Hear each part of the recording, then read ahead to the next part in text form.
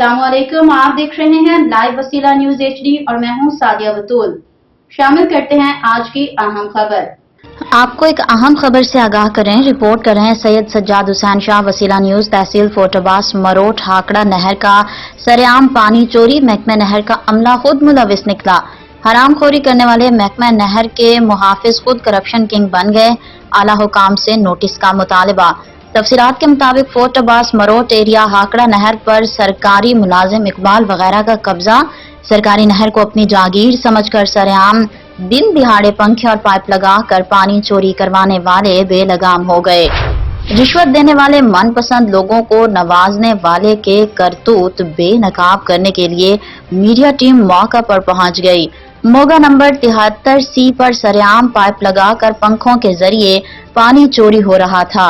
जराये के मुताबिक पानी चोरी में महकमा खुद मुलविस है। अपने मनपसंद लोगों से हजारों रुपए रिश्वत लेकर पानी चोरी करवाते हैं।